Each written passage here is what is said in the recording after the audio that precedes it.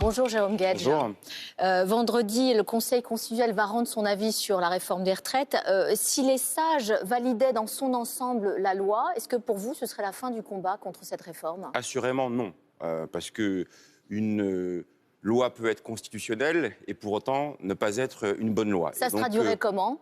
La poursuite de la mobilisation sociale, la volonté de continuer à débattre du sujet pour que le gouvernement retire la réforme si elle est validée. Il faut d'abord attendre que le Conseil constitutionnel valide ces dispositions parce qu'on a vraiment beaucoup de motifs. Moi, j'ai plaidé la semaine dernière avec d'autres parlementaires socialistes et de la NUPES devant le Conseil constitutionnel.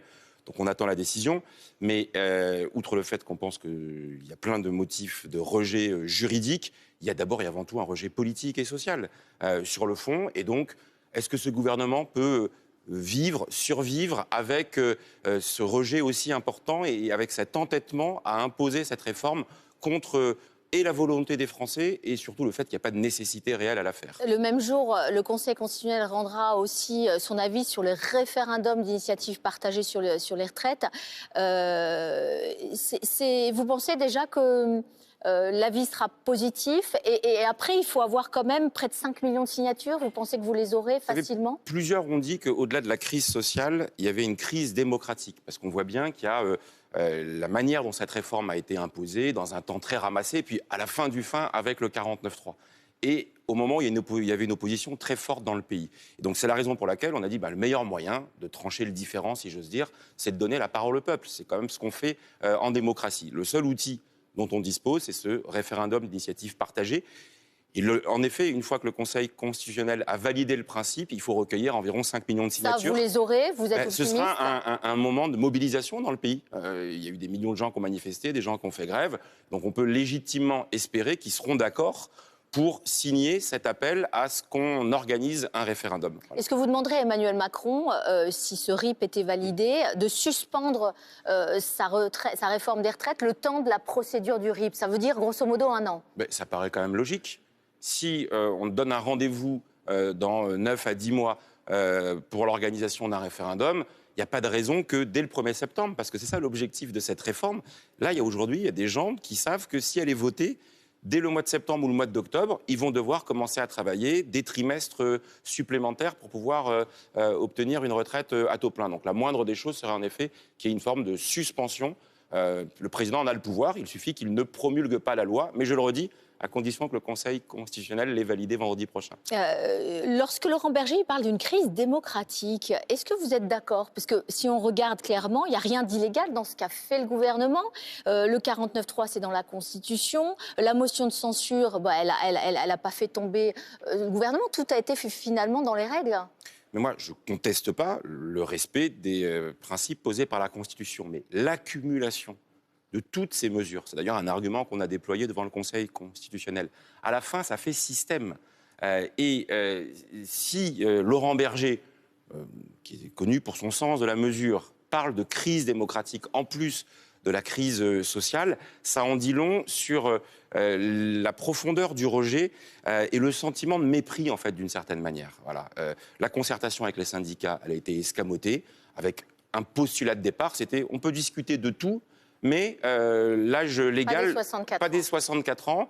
Et on l'a encore vu la semaine dernière, ils sont reçus à Matignon pour dire écoutez, on va parler d'autres sujets, mais celui-là, non, il n'est plus à l'ordre du jour de la discussion, alors que c'est le cœur de la mobilisation. Pourtant, donc oui, il y a une crise politique, il y a une crise démocratique. Elisabeth Borne, elle est toujours à Matignon et visiblement, elle compte bien le rester. Elle parle d'une période de convalescence.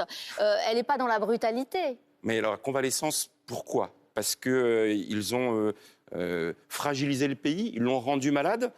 C'est eux-mêmes qui ont appliqué les difficultés pour lesquelles il faudrait une convalescence. Convalescence pour elle-même, qui est incapable aujourd'hui de gouverner. Le président lui a assigné une mission impossible. Il lui a dit il faut élargir la majorité, mais elle n'a pas réussi à le faire à l'occasion des retraites. Ce sera sans les socialistes? Évidemment. Impossible que des socialistes entrent dans un nouveau gouvernement. Mais attendez, vous avez vu la ligne politique qui est défendue dans cette espèce d'entêtement. On l'a bien vu sur la réforme des retraites. Nous, on est prêts à travailler au cas par cas sur des textes quand on a le sentiment qu'ils vont dans le sens de l'intérêt général, mais à condition qu'on puisse réellement discuter, réellement co-construire. Et franchement, depuis le mois de juillet, ça n'a pas du tout été le cas. Et moi, je suis frappé. Vous voyez, je suis parlementaire, je ne sais pas les textes qui vont venir à l'ordre du jour dans les semaines et dans les mois qui viennent, parce que le gouvernement est dans l'incapacité, ils sont complètement impuissantés. Bon, ça n'a rien à voir, mais je viens de voir que la Première ministre annule un déplacement au Canada qui était prévu. Donc on voit bien que ça navigue à la petite semaine, au jour le jour, à vue. Et franchement, on ne peut pas continuer comme ça. Un mot rapide de la NUP. Quand on entend ou quand vous entendez Fabien Roussel préférer Bernard Cazeneuve à Jean-Luc Mélenchon, est-ce que vous êtes d'accord avec Fabien Roussel? Est-ce que vous préférez Bernard Cazeneuve à Jean-Luc Mélenchon? Moi, je ne mets pas d'exclusive dans ce qui doit être le nécessaire rassemblement de la gauche et des écologistes. Voilà, on a déjà eu tant de mal à le construire. Actuellement, ça s'appelle la NUPES. Elle n'est pas dépassée, comme le dit Fabien Roussel? Il faut évidemment la faire évoluer. Il ne faut pas revoir le rapport de force au sein de cette NUP? Mais c'est ce qui se passe tous les jours à l'Assemblée nationale. Et c'est bien normal. Elle a été construite dans des conditions particulières. Il y a quasiment un an, jour pour jour, c'était le premier tour de l'élection présidentielle. Sur la base de ce rapport de force, on a fait un contrat pour les élections législatives. Mais il faut le faire évoluer, notamment pour se tourner vers l'avenir. Moi, je ne fais pas de la politique, l'œil dans le rétroviseur. À l'avenir, de quoi on a besoin? D'un rassemblement de la gauche et des écologistes qui soit ferme sur ses positions, et nous le sommes, mais qui soit capable de s'élargir.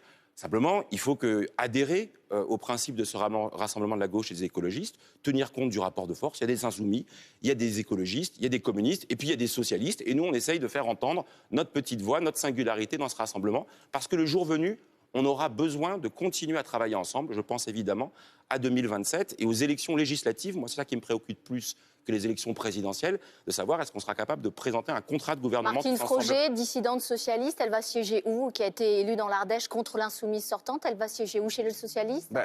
Olivier Faure ne le veut pas, c'est quand même original. Non, mais écoutez, elle a écrit au président du groupe socialiste, on a eu la discussion, en posant 2 conditions au fait de venir nous rejoindre, en disant je veux avoir la liberté de vote, et je ne veux pas être rattaché à la NUPES. Problème, dans le groupe socialiste, on n'a pas de liberté de vote. Ce n'est pas open bar, ce n'est pas à la carte. On discute entre nous, puis on dégage une position à chaque fois.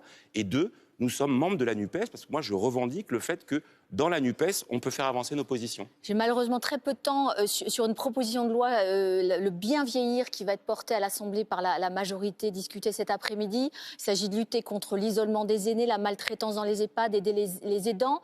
Vous avez fait part de votre très grande frustration, et vous aussi, vous avez déposé une proposition de loi. Pourquoi ça ne va pas assez loin? Évidemment, c'est-à-dire que depuis des années, on sait qu'il y a un enjeu majeur pour améliorer l'accompagnement des personnes âgées dans les EHPAD, dans les services à domicile, lutter contre l'isolement. Depuis 4 ans, Emmanuel Macron promet une loi grand âge et autonomie. Elle ne voit pas le jour et à la place, on nous sort quelques petites mesurettes totalement anecdotiques qui n'ont aucun impact financier et qui ne vont pas changer le quotidien des personnes âgées, des aidants, des familles. Mais ça coûte 9 milliards à l'horizon 2030 de faire la révolution sur le grand âge. Mais c'est absolument indispensable, cette transition démographique. Et donc, si on pense qu'on va laisser les gens dans le chacun pour soi, c'est pas possible. On est dans un pays qui est attaché à un modèle de partage, de protection sociale. Et puis, c'est de l'argent pour créer des emplois, pour accompagner les personnes âgées dans les territoires ruraux, dans les villes, etc. Et donc, vous voyez, ça, c'est aussi un exemple.